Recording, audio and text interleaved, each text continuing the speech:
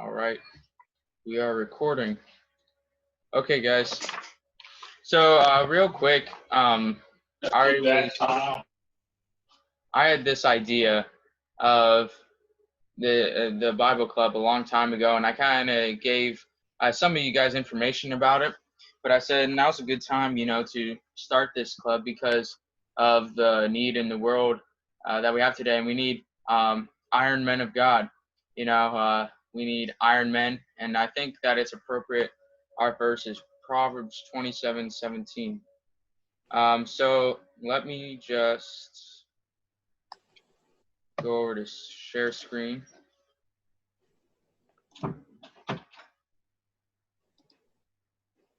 Okay. I have a little slideshow to show. Does everybody see that okay? So I just made this up, and the Iron Men of God Bible Club. It's just a name that I thought, we need strong men today, and we need to kind of. I just thought of this as being a fellowship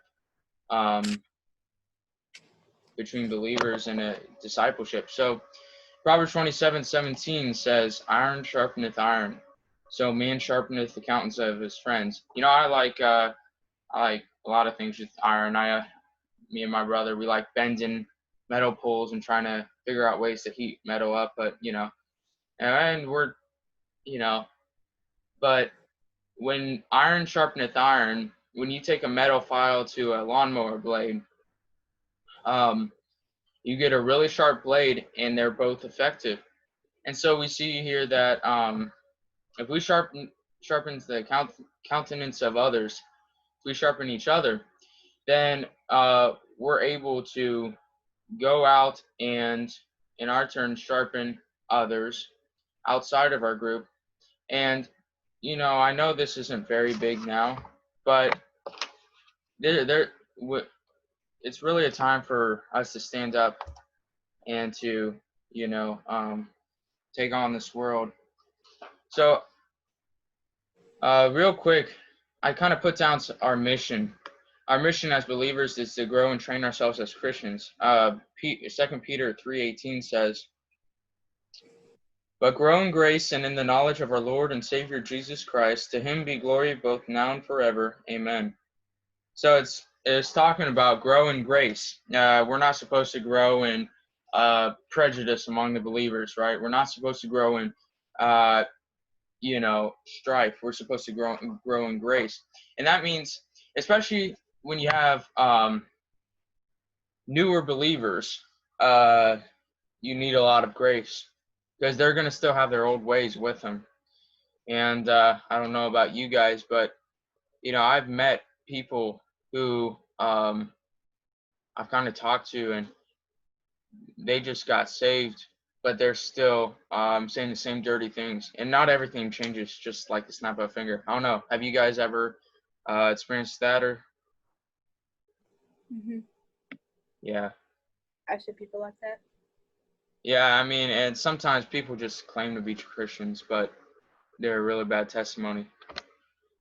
But I want to show that we need to help others to grow as Christians, and not just to train ourselves to be the best Christian. But if we're so self-centered, then, and we don't reach out to anybody else,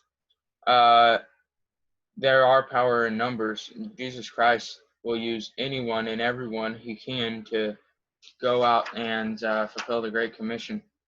So 1 Thessalonians 5:11 says, "Wherefore comfort yourselves together and edify one another, even as also ye do." And then to evangelize the lost, Mark 16:15, we all have it memorized, "But go ye into all the world and preach the gospel to every creature." So, I mean, it's been repeated, but that's our main mission. If we don't, stay true to that mission, if we go anywhere else, then it's going to all be in vain. If we if we forget that it means go into all the world, and we stay at our church, and we don't go out, and we don't see people saved, that church will dwindle. People will get older. We may be you can never be a strong Christian unless you go out and preach the gospel. That's not standing up in front of a pulpit or anything. But I just noticed, where'd Kyle go? Is he not on here? I don't know where he went. It was you a second ago. Yeah, well, I'll be recording this anyway, so. To become strong against fleshly temptation. So as we get older, it's going to be have a lot of weaknesses that we have, I guess, in different parts of our life. So it says that in James 1:12, blessed is the man that endureth temptation, for when he is tried, he shall receive the crown of life, which the Lord hath promised to them that love him. But that's one of our mission, to become men of iron. If we have an iron, I kind of visualize it as this: if we have an iron fist around our hearts, it's Satan's iron fist that's got us in a hold that we can't break, and that's sin, and it is has taken our heart captive. But if we have a heart of iron, grounded in God's pure iron, then we're going to be able to resist any of the devil's cheap iron. That makes sense. Because in actual metalworking, you can definitely tell the two different types of iron. You can tell which one is stronger and which is weaker, which one will break more under different circumstances. So when the heat comes upon us, like in a forge, we may bend under the pressure of the devil, but we need not break, because we need to stand strong. So, of course, we know this verse: to love the Lord with all our heart, soul, and mind. Mark 12:30 says, and thou shalt love the Lord thy God with all thy heart, with all thy soul, and with all thy mind, and with all thy strength. This is the first commandment. And then Hebrews 12:2, to finish the race that is set before us. Looking unto Jesus, the author and finisher of our faith, who for the joy that was set before him endured the cross, despising the shame, and is set down at the right hand of the throne of God.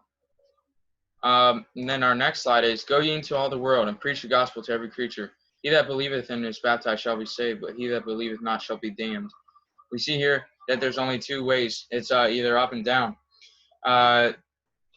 It's kind of hard if we have a family member that is struggling with this. Maybe we're struggling with this, and there are people the world over struggling with this. And I do want to share this. That's a visual representation of our world. All of these lights are pointing down to hell. They're fun along Broadway Street. I mean, it's fun. Even the Bible says it. It's fun living like the devil for a season. It's fun, but it's for a season, and it ruins us. It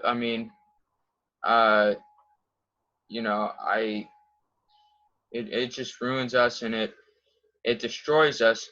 Even as Christians, when we get sidetracked, it destroys our fellowship with Him. This is a really important thing to make, but fellowship and relationship is different. If you're a son, so say Carter, you're the son of Mr. Josh Blankenship. Now, if you go out and you disown him and you say, I'm never coming back, right? You're still a son. So if we disown God and say we're never coming back, or if I disown my father and say I'm never coming back, my heavenly Father still has a relationship with me, but I've broken fellowship with him, And the fellowship is important to a believer. You need to have both active and vibrant. But I just kind of did a little research. It says roughly 68 people a minute die lost. So seriously, if you feel your pulse, every pulse represents a person dying. More than that, it represents 1.5 people dying, around there. Okay, but we just need to, through this Bible club, I don't want to be kind of the type to I think that really strengthening our relationship with Christ is to go out there and soul win, and to find ways. And the old tent revivals, people think that's far-fetched, but there are many things that we can do, many ways we can reach them. And I'm glad we can use technology. Like I said, I'm not a technology person. I don't have a phone. I'm using my parents' computer, but it's God has allowed me to use it, and I'm grateful. But just something I wrote down. What should we do? We should let our light shine bright in a sinful world. Now, it's hard for us to imagine it, probably. I mean, you, Carter, you were born into a Christian home. I was born into a Christian home. I mean, I grew up knowing these things, and I never had a taste of the world, right? And it's kind of hard imagining what it would be like without Christ. I got saved at 4, so since I can remember, I was saved. And it says, imagine the hope and despair of someone who has their lives gripped in darkness. Now, there was this village. There's this really good book, Revolution in World Missions. Dr. KP. Yeah, I'll have to get you the name in the book. But he went into this. He would go from village to village in India, and he would see that every person in one village, every person was under the influence of witch doctors, under the influence of evil spirits. They would call on their evil spirits to go and kill or wound people if they don't follow the witch doctors. It was a very powerful method. When this Christian came in, he was preaching the gospel. Many people got saved, but the witch doctors, they weren't finished. They called on powerful spirits. I mean, seriously, it's alive, and it's hard to imagine what that darkness would be to go and kill him. But the spirits came back to them and said, we can't do it. He's too strong. There are angels literally fighting our every move. And so it's interesting to see with the spiritual world how we can defeat these. But we can't compromise in times of despair. And I really like this verse because, I don't feel helpless when I'm trying to do something right. 1 Timothy 4:12, let no man despise thy youth, but be thou an example of other believers in word and conversation, in charity and spirit and faith and purity. So we need to be pure growing up. We need to have faith because, honestly, I mean, we're seeing things in 2020, that I've never seen before in my life. Coronavirus riots, it's crazy. But if we're rooted and grounded, we're literally the only thing the world can turn to for peace. But 68 people who died, a minute lost. I can't believe it. But living in fear, they need someone who's willing to take them the gospel. And honestly, it's hard to think about it in America, but we need to be willing to die for it. I try to think I would die for it, but it's a big call, and I believe I would. So I hope everyone else would too. If we were under persecution, I hope we would all die for it. That I hope it's all that real to us. So I am going to, let's see, stop share. Okay.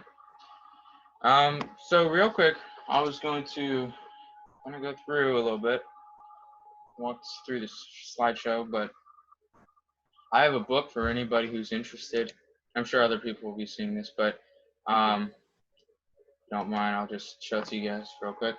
So it's backwards. But it says God's wisdom, our topics. What's backwards to me? Can you see it good? Mm-hmm. Okay. So it's got different key topics that we would take from the Bible, or we would maybe be reading from the Bible, and we may not know that it's a topic in and of itself.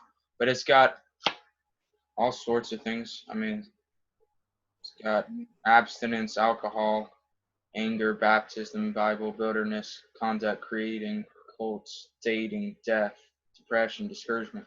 And so if any of you guys are interested, definitely I can mail it to you guys, or I'll probably see you at church, so I can get it to you. I have got probably one for each household, so if your brother wanted to join in it, you guys could have a book.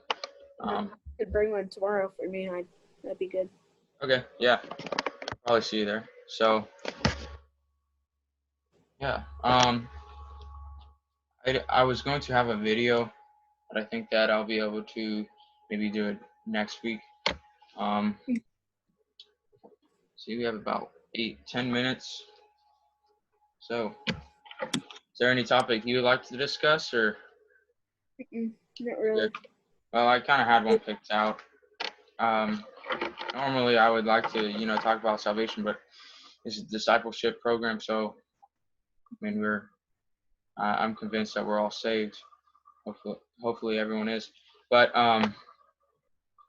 what did God give us through creation? I was just a quick Bible study I was going to have. Do you have your Bible with you? Okay. So Genesis 1, of course, we all know this verse. Genesis 1:1. In the beginning, God created the heaven and the earth.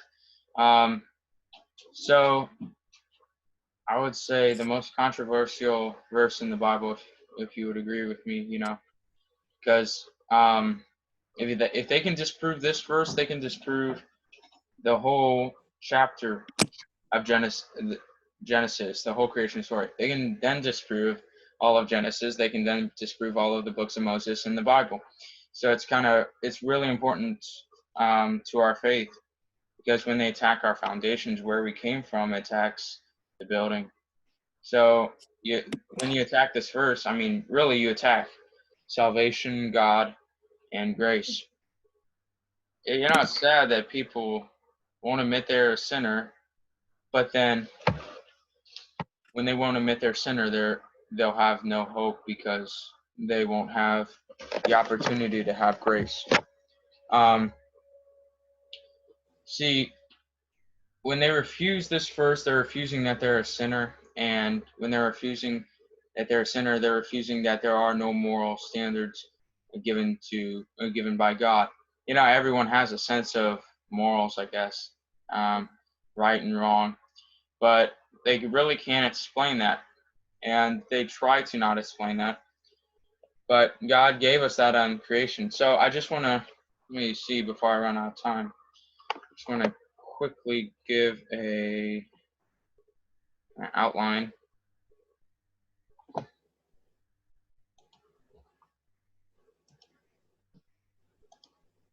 So I'm just going to see if I can use this real quick.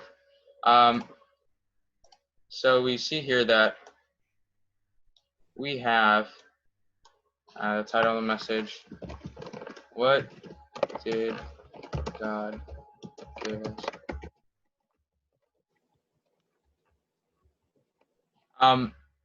The first thing I want to read in verse 26 of chapter 1, and it says, And God said, Let us make man in our image, after our likeness, and let them have dominion over the fish of the sea, and over the fowl of the air, and over the cattle, and over all the earth, and over every creeping thing that creepeth upon the earth.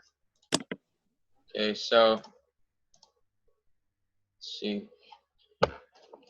Number 1, he gave us dominion. And when he gave us dominion, he was telling us that we're more important than the creation. And it was kind of a humbling thing, but also an honor to be God's helper in this affair of naming them and everything. So if creation, if the Creator created us for a purpose, he gave us dominion. We see here that God gave the creation to man kind of a more divine air than the other, when he created the other animals. I mean, he said let us make the in verse 14 it says, And God said, Let there be lights in the firmament of heaven to divide the day from the night. So, but with this, he reasoned among the Trinity, and of course they're all God, they're triune God. And we see here that let us make man in our image. This is no other animal is made in his image, and in his image, that means that he had the ability to choose. He had the ability to choose right from wrong. Although probably, I don't know if Adam knew that. He was the first time he was tempted was when his wife tempted him. So upon creation, I don't know if he knew that, but he was after their likeness. He was after, in the ability to choose, and he was a helper, and he had earthly dominion. God gave them him a big responsibility. Man was made in God's image. They had choices, and really he was not a robot, because God could honestly give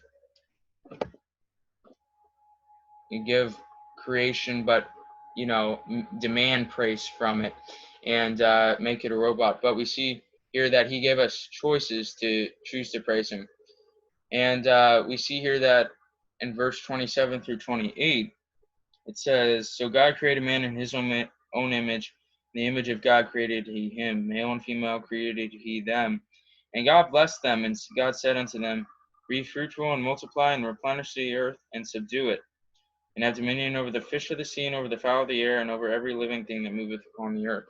So, number 2, he gave us our mission and his blessings. So, he gave us our mission, and he delivered exactly what he would say to do with his promise. And, it was exactly what God says he'll do. So God created man in his own image. In the image of God created he him.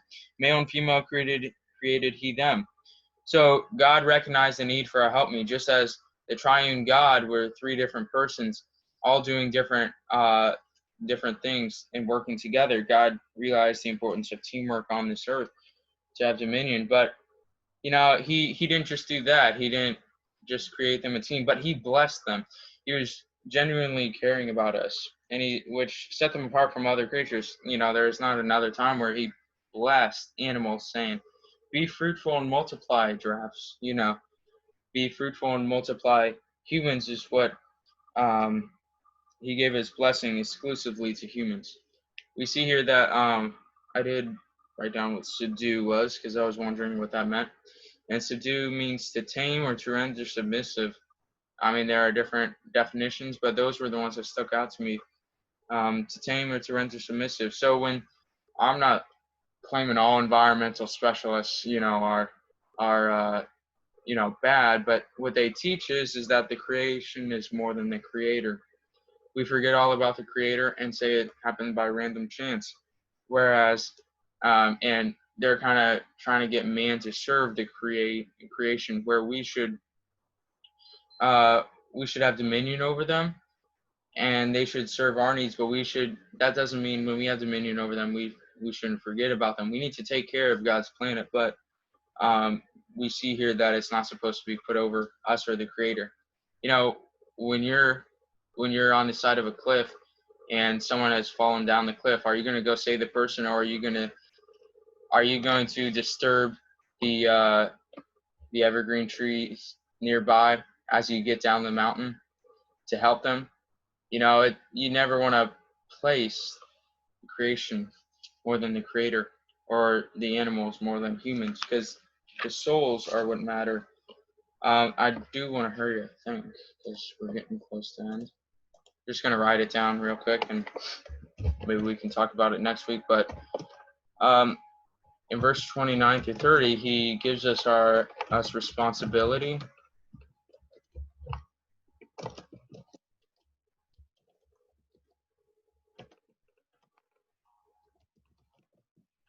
Yeah, okay, so he gave us responsibility and privileges. Verse 29 through 30 says, "And God said, Behold, I have given you every herb bearing seed which is upon the face of all the earth, and every tree in the which is the fruit of a tree yielding seeds, you it shall be for meat. To every beast of the earth, and to every fowl of the air, and to everything that creepeth upon the earth, wherein there is life, I have given every green herb for meat." So they're the first meat for meat, and it was so they're the first vegetarians. And it seems hard for us to live without meat. I don't know. But honestly, they knew no different, and it was probably healthier for them. Anyways, just shows you can live on rabbit food. He gives us our needs. So he gave us the fruit and the vegetable. That was also in verse 29 through 30. He gave us our needs. It's not like he set them in there in the wilderness, and he knew that we would sin, and that eventually meat would be the food that we have. But he's a loving God, and he gracefully provided for Adam and Eve. And gave us a pattern. In a hurry here. It says, verse 31. And God saw everything he had made, and behold, it was very good. And the evening and the morning were the sixth day. Continuing on, it says in chapter 2, thus the heavens and the earth were finished, and all the hosts of them. And on the seventh day God ended his work which he had made, and he rested on the seventh day from all his work which he had made. And God blessed the seventh day, and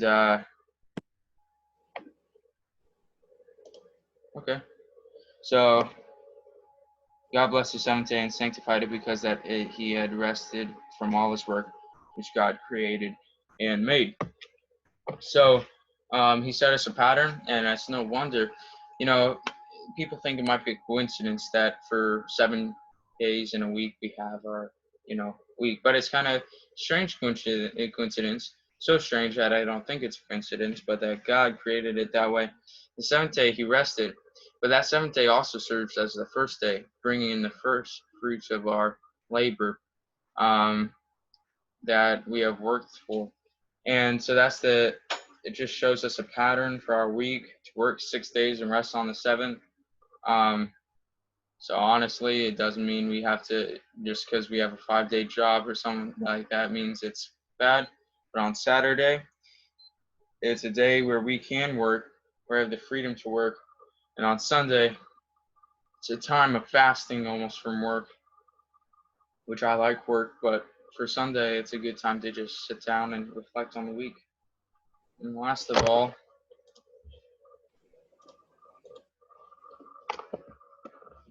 number 6.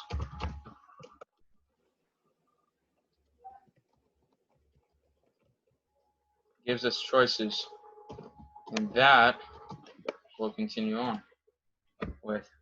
And I'm sure we all know how Adam and Eve disobeyed, but I think one of the most important things is, I'm really excited about it. I don't know if you guys are into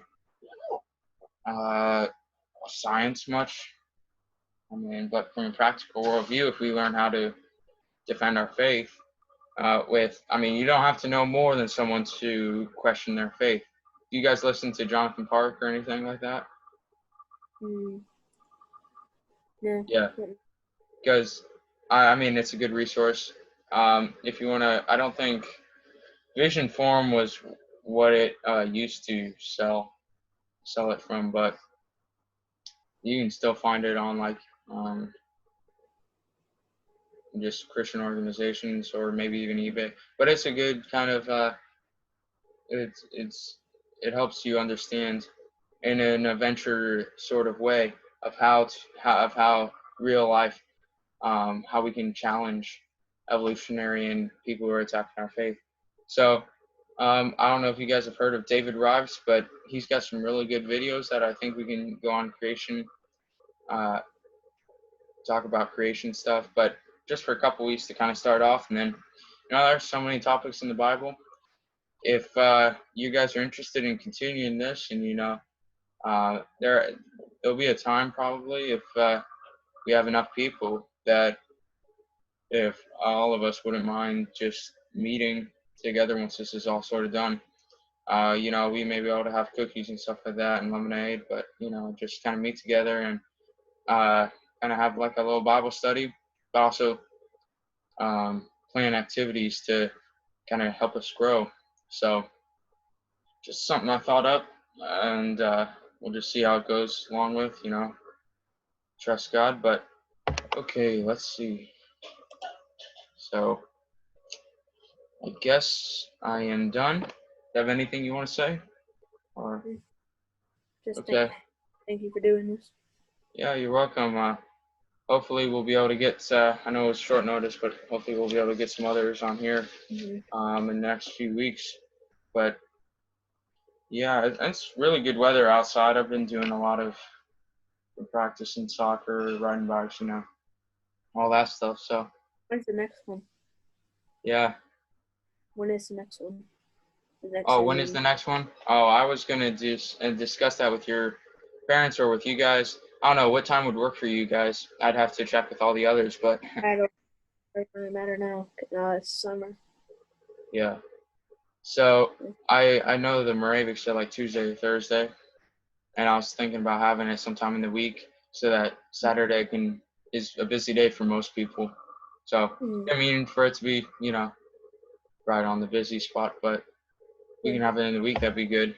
Um, we can also change the time when we meet to be earlier in the day, or I'd say this is probably the latest we'd go because I don't want to cut into little kids' bedtimes or anything. So, but well, it was good having you on here. Yeah, thanks. Yeah, I know where Kyle went. What is it? I know where Kyle went. Okay, where'd he go? Um, Okay, I yeah, yeah. But hopefully everybody will be able to see this and be able to learn from this. I mean, it's taught me too. So I think I really like this book. Um, Definitely Rock of Ages Ministries where it comes from. I was also going to show you guys. I might be able to if we have time. I have like 4 minutes left, but I have this screen share.